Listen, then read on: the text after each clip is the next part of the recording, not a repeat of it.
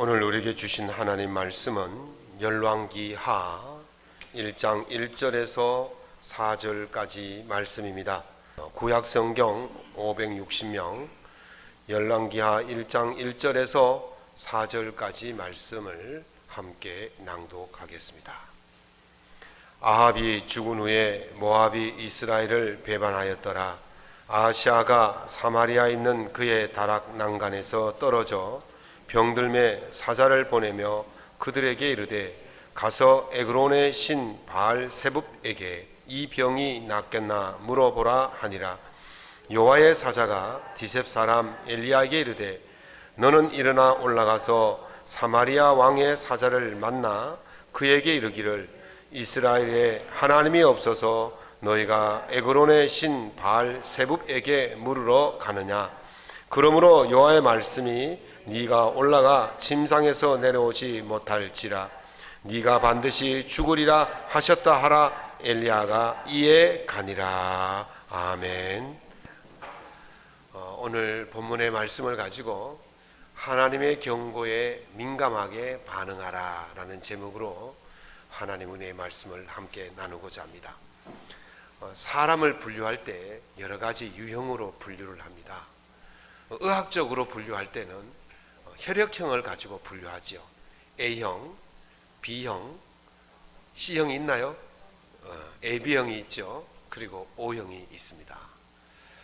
성격적으로도 분류를 합니다. 요즘 가장 인기 있는 성격 분류가 MBTI라는 성격 분류가 있는데 16가지 유형으로 분류를 합니다. 참고로 저와 집사람은 ISTJ입니다. 대한민국에서 가장 흔한 성격이 ISTJ인데 똘똘 똑같은 성격이라서 잘 살고 있는 것 같습니다. 그런데 저희 집 아이 중에 하나는 저희와 거의 반대에 가까운 그런 성격을 가지고 있어요. 그래서 전문가들이 말하기를 어떻게 정반대의 성격과 한 집에서 그렇게 잘 삽니까? 그렇게 묻더라고요. 예수 믿으면 잘 살게 될 줄로 믿습니다. 그런데 이탈리아 경제학자이자 역사학자인 카를로 M. 치폴라라는 사람이 쓴 책이 있는데 그 책이 인간의 어리석음에 관한 법칙이라는 책이에요. 작고 얇아서 앉은 자리에서 그냥 다 읽을 수 있는 그런 책인데 그 책에 보면 그 사람의 분류를 4가지로 분류합니다. 첫 번째 사람은 순진한 사람, 두 번째 사람은 현명한 사람, 세 번째 사람은 영악한 사람, 네 번째 사람은 어리석은 사람, 이렇게 분류를 합니다. 그 책 이름이 어리석은 사람에 관한 법칙이니까 그 책에서 어리석은 사람의 5가지 법칙을 이야기를 해 놓았는데 오늘 제가 그 책을 다 말씀을 드릴 수는 없고 제 3법칙이 뭐냐면 어리석은 사람은 다른 사람이나 무리에게 해를 끼치면서도 자신에게 이익이 없거나 오히려 손해를 떠안는 사람이 어리석은 사람이다, 그렇게 말을 합니다. 현명한 사람은요, 남도 살리고 자기도 삽니다. 남도 이익을 주고 자기도 이익을 받습니다. 우리가 그것을 윈윈이라고 그러죠. 같이 사는 것. 그 다음에 영악한 사람은 남에게 손해를 끼치고 자기는 이익을 보는 사람이에요. 그리고 순진한 사람은 남에게 이익을 주고 자기는 손해를 보는 사람이에요. 그러면 어리석은 사람은 어떤 사람이겠습니까? 어리석은 사람은 남에게도 해를 끼치고 자신에게도 해가 되는 일을 하는 사람을 어리석은 사람이다, 그렇게 말하죠. 소위 말해서 너 죽고 나 죽자. 며칠 전에 범호동 변호사 사무실에서 화재가 나서 아까운 생명이 많이 잃었습니다. 그때 그 사람이 불을 낸 사람이 어떤 일이었습니까? 네 죽고 나 죽자였어요. 기름을 가져가서 뒤엎 뿌리고 불을 지르면 같이 죽는 거죠. 가장 어리석은 사람의 모습인 겁니다. 그래서 철학자 실러의 말을 빌리면 어리석은 사람에 대하여 신도 2손 2발 다 들었다, 그렇게 이야기하는 거예요. 어리석은 사람은요 가장 위험한 사람이고 가장 파괴력이 강한 사람이기 때문에 가장 무서운 사람이 바로 어리석은 사람입니다. 오늘 본문 말씀을 보면 하나님께서 두 손 두 발 다 든 사람이 나와요. 여기서 두 손 두 발 다 들었다는 말은 하나님의 능력으로 어찌할 수 없는 그런 사람이 아니라 하나님이 버린 사람이 바로 어리석은 사람이다, 그렇게 봅니다. 이 사람이 바로 북이스라엘의 제8대 왕인 아시아가 바로 이런 사람입니다. 열왕기상 22장 51절에 보면 이런 말씀이 있습니다. 아합의 아들 아시아가 사마리아에서 이스라엘의 왕이 되어 2년 동안 이스라엘을 다스렸다. 여기서 아시아가 누구의 아들이라고요? 아합의 아들이었어요. 아합은요, 역대 왕들 중에서 가장 악랄하고 가장 악한 자의 대명사로 불리는 사람이 바로 아합이었습니다. 그러니까 그 아들이 누구냐면 바로 이 아시아였어요. 우리가 흔히 부전자전이라 그러잖아요. 피는 못 썩인다 그러잖아요. 이 아합과 아시아를 보면 그 말이 꼭 맞는 것 같습니다. 열왕기상 22장 52절 53절에 보면 이 아시아가 어떤 사람인지를 보여주는 내용이 나오는데요. 이렇게 말씀하십니다. 그가 여호와 앞에서 악을 행하며 그의 아버지의 길과 그의 어머니의 길과 그리고 그의 이스라엘에게 범죄하게 한 느밧의 아들 여로보암의 길로 행하며 바알을 섬겨 그에게 예배하며 이스라엘 하나님 여호와를 노하시게 하기를 그의 아버지의 온갖 행위같이 하였더라 그랬어요. 아버지가 한 그 악한 일을 통해서 하나님이 노하셨는데 이 아들도 똑같이 아버지처럼 했다는 거예요. 부전자전이죠. 결국 그는 왕위에 오른 지 2년 만에 죽임을 당하게 되어집니다. 어리석음의 결과였습니다. 문제는요, 자신만 망하면 괜찮아요. 그런데 자신도 망하고 이웃도 망하고 공동체도 망하게 만드는 너 죽고 나 죽자의 그런 모습의 어리석은 사람의 전형적인 모습을 볼 수가 있는 것입니다. 오늘 본문 말씀을 통해서 어리석은 자와 지혜로운 자의 차이가 무엇인지를 잘 살펴보고 우리는 어리석은 자가 아니라 지혜로운 자가 되어서 너 살고 나 살고 공동체를 모두가 살리는 그런 지혜로운 삶을 살아갈 수 있기를 예수님 이름으로 축원합니다. 그러면 어리석은 자와 지혜로운 자의 차이가 무엇이냐? 어리석은 자와 지혜로운 자의 차이는 경고에 대해서 어떻게 반응하느냐에 따라서 어리석은 자와 지혜로운 자의 차이를 알 수가 있습니다. 어리석은 자는 경고를 무시합니다. 또는 경고를 들었다 해도 아주 느리게 반응을 하는 모습을 볼 수가 있어요. 성경에 나오는 고레스는 바사, 지금의 페르시아의 왕입니다. 고레스의 영어 이름은 기루스죠.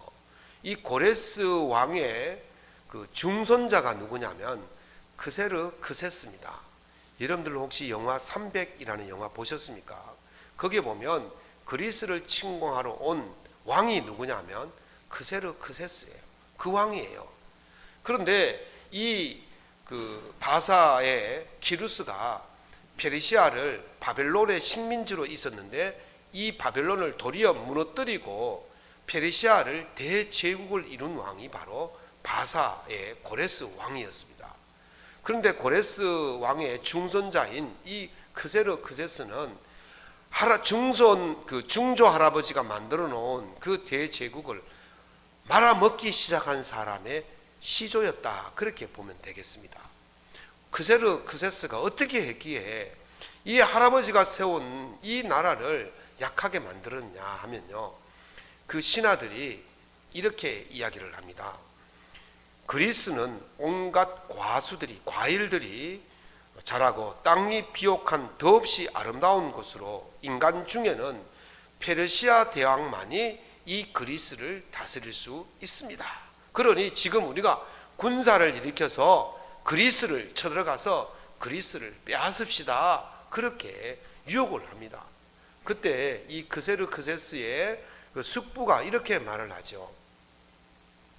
교만을 조장하는 의견과 가진 것보다 언제나 더 많은 것을 가지도록 마음을 길들이는 것은 가장 위험한 일이니 그리스를 침공하면 안 됩니다. 왜냐하면 이미 증조 할아버지가 우리에게 그렇게 욕심과 교만을 부리면 도리어 다른 사람의 나라에 노예로 살게 될 것이라고 경고를 한 바 있습니다. 그러니 욕심을 부리지 마십시오 라고 이야기를 합니다. 그러나 이 크세르크세스는 그 숙부의 경고를 물리치고 신하들의 감언 이설에 속아서 그리스를 침공하게 되어지는 거죠. 그리스 침공의 영화가 바로 그 300이라는 영화이고, 또 제2탄이 300의 제국의 부활이라는 그 영화입니다. 그 영화 300은 육지에서 싸우는 장면이고, 제국의 부활이라는 영화는 해상전, 살레미의 해상이라는 해전이라는 유명한 해전이 있어요. 거기 전투가 벌어지는데, 이 전투에서 패함으로 인해 가지고 크세르크세스는 그때부터 이 페르시아가 약해지기 시작하고 얼마 못 가서 그리스에 도로 침공을 당하게 되어집니다. 알렉산더가 페르시아를 침공해서 도로 노예국으로 삼게 되어진 것이죠. 과도한 교만과 과도한 욕심이 결국 자기들을 노예로 만들게 되어진 것입니다. 크세르크세스는 경고를 무시한 거예요. 경고를 무시했기 때문에 자기뿐만 아니라 자기 나라를 그렇게 약하게 되게 만들고 결국 망하게 만드는 그런 일의 시작점이 되었다는 것이죠. 아시아가 북이스라엘의 왕이 되었을 때에 하나님께서 아시아에게 세 번의 경고를 합니다. 그 첫 번째 경고가 무엇이냐면 모압이 이스라엘을 배반했다, 그렇게 말합니다. 모압은 이스라엘의 식민지였습니다. 조공을 바치는 그런 나라였어요. 그런데 이 나라가 이스라엘을 배반했다, 독립을 했단 말이에요. 반기를 들었단 말이죠. 반기를 들 때는 어떻게 반기를 듭니까? 지배국가가 힘이 세면 반기를 들 수 있습니까? 못 드는 거예요. 지배국가가 힘이 약해졌다, 이 말입니다. 이스라엘이 힘이 약해졌기 때문에 모압이 반기를 들었어요. 이스라엘의 힘의 원천이 누구입니까? 이스라엘의 힘은 어디에서 옵니까? 하나님께로부터 온 줄로 믿습니다. 하나님께서 이스라엘의 힘의 원천이었어요. 그런데 지금 이스라엘이 힘이 약해졌다, 이 말은 하나님께서 더 이상 이스라엘에게 힘을 공급해 주지 않았다는 거예요. 그 열왕기상 20장에 보면 아람 군대가 이스라엘을 쳐들어오는 장면이 나옵니다. 거기 27절에 보면 이렇게 묘사되어 있습니다. 이스라엘은 두 떼의 적은 염소 무리와 같다 그랬어요. 적은 두 무리의 염소 떼와 같다 그랬어요. 수십 마리가 옹기종기 모여있는 그런 약한 이스라엘이었다는 거죠. 그런데 그 뒤에 보면 아람 군대는 평야에 가득했다 그랬어요. 수십만, 수백만 명이 지금 이스라엘을 치려고 올라온 거예요. 두 떼의 염소 떼하고 수십만, 수백만의 그 군대하고 싸움을 붙으면 어떻게 되겠습니까? 완전히 망하는 거예요. 지는 거예요. 그런데요, 하나님의 선지자가 그 이스라엘 왕에게 이렇게 말을 하죠. 내가 이 큰 군대를 다 네 손에 넘기리니 너희는 내가 여호와인 줄을 알리라. 아멘. 두 떼의 적은 무리의 염소떼 같은 그 이스라엘 군대가 이 수십만의 아람 군대를 이길 수 있도록 하나님께서 힘을 공급해 주신다는 거예요.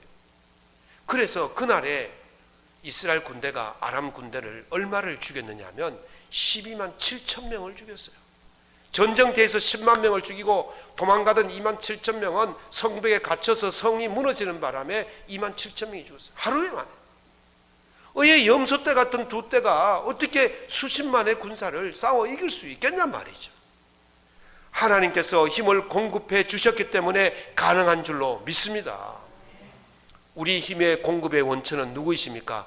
하나님이신 줄로 믿으시기 바랍니다. 우리가 너무 미약하고 연약하고 작고 보잘것없다 할지라도 하나님께서 우리를 붙들어 주시고 우리에게 힘을 공급해 주시면 능히 수많은 대적을 이기고도 남음이 있게 될 줄로 믿습니다. 그런데 아시아는 이 경고를 무시한 거예요. 하나님의 경고를 무시한 거예요. 그래서 모압이 떠나버린 거죠. 아합이 어떻게 행동했습니까? 바알을 섬기며 바알을 예배하며 하나님을 노하시게 했다는 거예요. 그러니 하나님께서 그 이스라엘의 누굽니까? 금방 했던 아시아를 도와줄 일이 없는 거예요. 떠나시는 거예요. 버리시는 거예요. 하나님의 경고를 무시하면 하나님께서 떠나시게 되는 겁니다. 두 번째 경고는 아시아가 다락 난간에서 떨어져 죽을 병이 걸리게 된 것입니다. 아시아는 자기 병이 나을까 낫지 않을까 궁금해서 이제 물어보기로 했습니다. 그런데 누구인데 물어봐야 됩니까? 하나님께 물어봐야 되는데 그 에그론의 신 바알 세붑에게 물어보라고 신하를 보내는 거예요. 에그론은 블레셋의 도시 중에 하나이고 바알 에붓은 우리나라 말로 하면 파리신이에요. 파리. 곤충 파리 있잖아요. 그 파리가 그들의 신이에요. 물을 데가 없어가지고 파리인데 물어보라고 지금 사람을 보내는 거죠. 그래서 이 신하들이 에그론에 있는 파리 신에게 물으러 가는 중에 엘리야가 나타나서 이야기합니다. 이스라엘에 하나님이 없어서 너희가 에그론의 신 바알 세붑에게 물어보느냐? 여호와의 말씀이 네가 올라간 침상에서 내려오지 못할지라 네가 반드시 죽으리라 하셨다. 하나님을 떠나 사는 사람, 우상을 섬기는 것이 죽게 될 것이라는 그런 경고를 받고도 아시아는 그것을 버리지 못한 것입니다. 가장 큰 잘못이 뭐냐면 자기가 지금 무엇을 잘못하고 있는지를 모르는 거예요. 가장 무지한 게 뭐냐면 내가 모르는 것이 무엇인지를 모르는 것이 가장 무지한 것입니다. 우리가 모를 수 있어요. 안 배웠으면 모르고 경험해보지 않았으면 모르는 거죠. 그러나 모르는 것이 무엇인지를 알았다면 그것을 알려고 해야 되는데 모르는 것이 무엇인지를 모르니까 알지를 못하는 거죠. 소크라테스는요, 아테네에서 그 군중들에 의해서 재판장에 넘겨지게 되어집니다. 아테네 청년들을 타락시켰다는 제목, 그 누명을 쓰고 거기 서게 되어지죠. 그래서 그 법정에서 그 대화를 나눈 것을 그 제자 플라톤이 기록한 것을 소크라테스의 변명이라는 책이에요. 그 책을 보면 요지가 딱 그겁니다. 주제가 군중들은 아는 것이 무엇인지를 몰랐다. 모르는 것이 무엇인지를 몰랐고 나는 모르는 것이 무엇인지를 알았다. 그렇게 했어요. 이게 이제 유명한 무지의 지라는 말이에요. 모르는 것이 무엇인지 아는 것. 중요한 거는요, 모르는 것이 무엇인지 모르면 전혀 발전이 없다는 거예요. 이걸 메타인지라 그래요. 학생들이 공부를 할 때 아는 것만 공부합니까? 모르는 것을 공부합니까? 모르는 것을 공부하는 학생들은 성적이 올라가요. 그런데 문제는 지가 모르는 것이 무엇인지를 모르는 데 문제가 있어요. 무엇을 모르는지 모르니까 그것을 공부를 못하는 거예요. 그런데 학습 성적이 좋은 아이들은 자기가 무엇이 모르는지 알기 때문에 그 모르는 것을 공부를 해요. 그래서 이게 메타인지, 자기가 알고 있는 것이 무엇인지 모르는 것이 무엇인지를 구별할 수 있는 능력이 메타인지. 이것이 있는 사람은 자기를 개선할 수 있어요. 바꿀 수 있어요. 발전할 수 있어요. 상향시킬 수 있어요. 그런데 이것을 모르는 사람들은 결코 자기를 높여 올라갈 수가 없는 거죠. 지금 아시아의 문제가 뭐냐면 지가 무엇을 잘못했는지를 모르는 거예요. 모르는 것이 무엇인지를 모르는 그런 것에 빠져있기 때문에 이렇게 하나님께서 경고를 주심에도 불구하고 돌아오지를 못하는 거예요. 깨닫지 못하는 거예요. 그래서 세 번째 잘못을 저지르는데 엘리야를 잡아오라고 군대를 보냅니다. 50부장과 50명의 군사를 보내서 엘리야를 잡아오라고 보내는 것이죠. 이 아시아가 깨달았다면 그렇게 했겠습니까? 아이쿠나 싶어서 자기가 직접 엘리야 앞에 가서 무릎을 꿇고 살 길을 물었을 거예요. 그런데 지금 이렇게 보낸 것은요, 잡아오라는 거예요. 그래서 이 세 명의 그 50부장과 50부장은 소위를 말해요. 장교예요. 초급 장교예요. 장교 50명의 군사들이 엘리야에게 가서 왕이 내려오라니까 내려오시오. 이 말은 너 잡아가겠다 이 말이거든요. 왕의 권위를 가지고 이야기하는 거예요. 힘으로 이야기하는 거예요. 그랬더니 어떻게 되었습니까? 하늘에서 불이 와서 이 50부장과 50명을 다 태워 죽였어요. 결국 모르니까 이런 잘못을 반복해서 하게 되어지는 것입니다. 아시아는 몰랐기 때문에 그 잘못을 고치지 못하고 자기도 망하고 애꿎은 군사 100명도 죽음에 이르게 한 것입니다.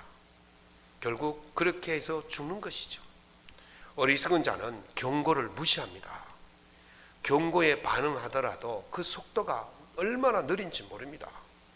제가 서두에 말씀드린 바와 같이 어리석은 자는 남에게 해를 끼칠 뿐만 아니라 자기도 해를 받고 공동체에게 큰 해를 끼치는 사람일 수밖에 없는 것입니다. 다시 말씀드리면 어리석은 자는 가장 위험한 자다. 어리석은 자는 공동체를 파괴시키는 주범이다. 그렇게 볼 수가 있는 것이죠. 그러면 지혜로운 자는 어떤 자냐? 지혜로운 자는 경고에 민감한 자입니다. 한 청년이 학교 교사 모집에 지원을 했습니다. 1차 서류 심사를 아주 멋지게 좋은 성적으로 통과를 했어요. 2차 면접과 3차 수업 시연을 해야 되는 거예요. 그래서 2차 면접을 갔는데 면접관들과 아주 잘해서 면접관들의 호평을 했습니다. 야, 당신과 같이 함께 일을 해보고 싶다. 그런 선생님들이 많았어요. 그리고 3차 수업도 멋지게 시범을 보여서 대단하다. 그런 인정을 받았어요. 그런데요, 어떻게 되었을까요? 떨어졌어요. 그래서 이 여청년이 머리를 짓뜯으면서 제게 와가지고 도대체 이유를 모르겠습니다. 저같이 이렇게 뛰어나고 실력이 좋은 사람을 떨어뜨리고 도대체 누구를 합격시킨단 말입니까? 그래서 제가 그랬어요. 뛰는 사람 위에 나는 사람이 있는 법이야. 너가 떨어졌다면 너보다 더 뛰어난 사람이 합격했을 거야. 내가 평소에 이야기했지 않니? 이런 책을 읽고 이런 자격을 준비하고 이런 상태로 살아가야만이 너가 준비된 사람으로서 선택을 받을 수 있다. 기회가 왔을 때 내가 준비되지 않으면 기회가 와도 나는 선택받을 수 없는 거야. 준비된 사람만이 선택지를 많이 두고 마음대로 선택할 수 있지. 내가 한 가지밖에 없다면 나의 선택지는 한 가지밖에 없어. 그러면 기회가 왔을 때는 그 사람은 선택받지 못하는 거야. 그랬더니 알았습니다. 앞으로 다시 준비해 보겠습니다. 그럼 어떻게 하면 되겠습니까? 그래서 이런 책을 읽고 이런 자격 준비를 하고 이런 상태로 살아가야 된다. 그랬더니 이 청년이 네, 잘 알겠습니다. 그렇게 해보겠습니다. 하고 돌아갔는데 하는지 안 하는지 잘 모르겠어요. 어쨌든 우리가요, 그 경험이라는 것이요 굉장히 중요합니다. 흔히들 뭐라 그럽니까? 경험만한 스승은 없다는 거죠. 경험을 해봐야만이 내가 지금 잘하고 있는지 못하고 있는지 내 실력이 어느 정도인지 이걸 알 수가 있어요. 그래서 경험은 테스트예요. 경험을 해봐야만이 자기 수준을 알 수 있고, 그래서 그 경험을 통해서 자기 수준을 알면 고치는 거예요. 바꾸는 거예요. 또 경험은요, 경고예요. 너 실력이 부족하니까 이따위로 살면 다음에 똑같이 이런 어려움을 겪게 되니까 빨리 고쳐라. 이걸 가르쳐 주는 거예요. 그래서 그런 경험을 통해서 테스트를 받고 경고를 받아서 자기 자신을 준비하고 바꾸면 그 사람은 올라가는 것이고, 그렇지 못하면 그 사람은 똑같은 삶을 반복해서 살 수밖에 없게 되어지는 것입니다. 그래서 경고에 민감해야 되는 것입니다. 세 번째 50부장은 그 아시아 왕의 명령을 듣고 엘리야를 찾아갔습니다. 이 사람이 자기 앞에 첫 번째 부대와 두 번째 부대가 어떻게 당했는지를 알았잖아요. 그러면 이 사람은 어떻게 해야 되겠습니까? 똑같이 해야 되겠습니까? 저렇게 하면 망하는구나, 저것이 하나님의 경고구나, 그렇게 생각하고 태도를 바꾸어야 되는 거예요.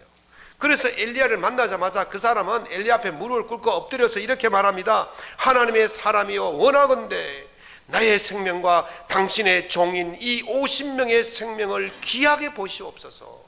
전번에 앞선 사람이 불로 태운 것처럼 그렇게 하지 마시고 우리의 생명을 귀하게 보시옵소서. 그러면서 납작 엎드렸어요.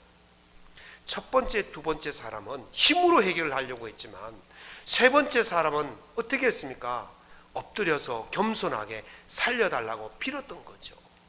이것은 엘리야에게 빈 것이 아니라 사실 하나님 앞에 무릎을 꿇은 것입니다. 하나님을 인정한 것입니다. 세 번째 부장이 그렇게 해서 살아나게 되어지는 것입니다. 세 번째 부장은 민감하게 반응했기 때문에 자기도 살고 자기와 같이 갔던 그 군사들도 살 수가 있었던 것입니다. 모두를 살릴 수가 있었던 것이죠. 예수님은요, 너희가 날씨를 분별할 줄 알면서 시대의 표적은 분별할 줄 모르냐, 그렇게 말씀하셨습니다.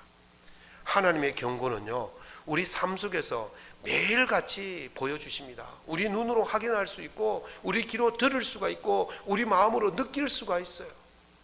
민감한 사람은 그걸 다 보고 듣고 느끼고 살아가요. 그런데 어떤 사람들은 매일같이 보여주시는 그 하나님의 경고를 듣지도 보지도 느끼지도 못하고 살아가는 것이죠. 하나님은 우리에게 주시는 그 민감한 주시는 경고를, 그것을 민감하게 받아들일 수 있기를 예수님의 이름으로 축원합니다. 그 사람들은요, 날마다 하나님의 뜻이 무엇인지를, 하나님의 온전하신 뜻이 무엇인지를 분별하면서 그 뜻을 행하며 살기를 다짐하고 그렇게 살아가는 사람들이 바로 하나님의 그 뜻에 민감한 사람들인 것입니다. 한때요, 예수님이라면 어떻게 하셨을까라는 책이 있었어요. 그래서 그게 유행이 되어서 사람들 만나면 예수님이라면 어떻게 할까 이렇게 묻고, 그런데 요즘은 그렇게 말하는 사람 별로 없는 것 같아요. 한국 교회가 이걸 회복해야 되겠구나. 예수님이라면 어떻게 하실까, 이걸 늘 생각하고 살아요. 이게 바로 하나님께 민감한 사람이에요. 내가 오늘 행동하는 것, 내가 오늘 말하는 것, 내가 오늘 움직이는 것, 예수님이라면 어떻게 하셨을까, 이 생각을 하고 움직일 때 그 사람이 엉뚱한 길로, 나쁜 길로, 악한 길로 가지 않게 되어지는 것입니다. 오늘부터 우리 양문교회는 예수님이라면 어떻게 하실까, 이 마음을 품고 이것을 생각하며 살아가서 예수님께, 하나님께 민감한 반응을 보일 수 있기를 예수님의 이름으로 축원합니다. 이렇게 민감한 사람이 자신도 살리고 가족도 살리고 우리 교회도 살리고 민족도 살리는 자가 될 줄로 믿습니다. 하나님께 민감하셔서 모두를 살릴 수 있기를 예수님 이름으로 축원합니다. 말씀을 맺겠습니다. 지혜로운 자는 단순히 민감한 경고에 반응하는 것으로만 끝내지 않습니다. 이 사람은 그 반응을 통해서 위기 이전보다 더 강한 경쟁력을 갖추게 되어집니다. 이걸 좀 전문 용어로 리질리언스라고 그렇게 말하는데, 회복력, 회복 탄력성이라고 그렇게 말해요. 위기가 오면 이 위기를 극복하고 복원되어지는 그런 상태로 돌아가는데, 그냥 단순히 복원만 되어지는 것이 아니라 위기 전보다도 더 강한 모습으로 나타나게 되어진다는 것이죠. 하나님 경고에 민감한 사람은 지금은 위기를 맞지만은 그 사람은 그 경고에 반응해서 다시 원위치로 돌아가는데 더 강한 모습으로 돌아갈 수 있게 된다는 사실입니다. 위기를 빠르게 감지하고 빠르게 반응하고 빠르게 대응할 때에 그런 모습으로 돌아가게 될 줄로 믿습니다. 다윗이 도망자 시절에 그 주변에 있는 그 목장들을 보호해 주는 일을 했어요. 도적들이 들끓으니까 그 도적대들을 물리쳐 주고 보호를 해 주는 거죠. 한 번은 나발이라는 목장 주인이 그 자기 양떼의 털을 깎는 날 잔치를 벌였어요. 그러니까 다윗이 자기 그 부하들을 몇 명 보내서 잔치할 때 쓰고 남은 음식 좀 다 하고 전해라 그랬어요. 그래서 가서 이제 잔치 음식 좀 나눠 가집시다. 그러니까 이 나발이 이렇게 말해요. 다윗이 누구냐? 다윗이 어느 집에 종놈인데 도망 나온 종놈 아니냐? 그러면서 무시하고 쫓아내버렸어요. 다윗이 그에게 도움을 많이 주었는데도 자기가 막 다윗을 무시했는 거예요. 그래서 다윗이 화가 나서 나발을 죽이려고 군사들을 끌고 오고 있었어요. 그때 다윗의 나발의 아내가 아비가일이었는데, 아비가일이 그 소식을 듣고는 얼른 막 당나귀에다가 막 먹을 거 막 포도, 물, 막 양식 막 잔뜩 싣고 다윗을 만나러 갑니다. 그래서 다윗을 만났어요. 그때 이 아비가일이 다윗에게 만나서 얼른 내려서 무릎 꿇고 싹싹 빌었어요. 이 죄를 신랑에게 돌리지 말고 나의 죄로 삼아서 주십시오. 내 신랑은 본래 밀어내서 그렇습니다. 그 사람 이름이 나발이 아닙니까? 나발이란 말은 어리석다는 뜻이거든요. 밀어난 뜻이에요. 그 사람 이름처럼 밀어난 사람이니까 그를 상관하지 말고 제발 봐주십시오. 그렇게 이야기했어요. 그래서 다윗이 그를 용서를 해 주었거든요. 그래서 위기를 극복했어요.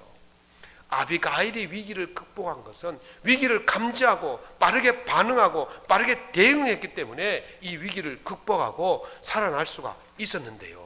중요한 건요, 그 다음이 아비가일이요 어떻게 됐냐면요, 신랑 나발이 죽었습니다. 그래서 그 다음에 이제 다윗이 왕이 되었거든요. 그 아비가일을 다윗은 그 지혜로운 여인인 것을 보고는 데려와서 왕비로 삼았어요. 위기를 극복하고 원래대로 돌아갔지만 어떻게 되었습니까? 더 강한 위치로, 더 좋은 위치로 돌아가게 되었다는 것입니다. 우리가 영적 안테나를 민감하게 가지셔야 됩니다. 하나님과의 관계를, 이 안테나를 민감하게 가지셔야 돼요. 그래야만이 우리가 위기가 왔을 때 빠르게 대응하고 감지하고 반응해서 이 위기를 극복할 수 있게 되어지고, 이 위기를 극복하게 되어지면 다시 우리는 더 강한 믿음의 사람으로 나타나게 될 줄로 믿습니다. 영적 안테나를 민감하게 작동시키는 방법이 무엇이냐? 그것이 바로 기도예요. 기도임을 믿으시기 바랍니다. 예수님께서 제자들에게 그렇게 말씀하셨죠. 너희가 1시간 동안 나와 함께 깨어 있을 수 없더냐? 깨어 기도해라. 시험 들지 않게 깨어 기도해라 그랬어요. 여러분, 예수님 우리에게 기도를 많이 요구하신 게 아니에요. 1시간만 하십니다. 1시간. 따라해보세요. 하루에 1시간만 기도하자. 아이, 목소리가 왜 이렇게 작아요? 다시 합시다. 하루에 1시간만 기도하자. 그러면요, 아침에 기도하고 일어나서 기도하시고 저녁에 주무실 때 기도하시면 돼요. 아침에 일어나셨을 때 오늘 하나님께서 내게 원하시는 것이 무엇일까 생각하시고, 저녁에 누웠을 때 하나님께서 정말 나에게 원하신 것을 내가 살았는가, 예수님께서 원하셨던 것을 살았는가, 그것을 생각하면 되는 거예요. 그러면 우리의 영적 안테나가 민감하게 작동해서 우리가 하나님께 큰 은혜를 입으며 살게 될 줄로 믿습니다. 하루를 기도로 시작하고 기도로 마무리해서 영적 안테나를 민감하게 작동시켜서 지혜로운 자가 되어서 하나님의 은혜를 입으며 살아갈 수 있기를 예수님 이름으로 축원합니다.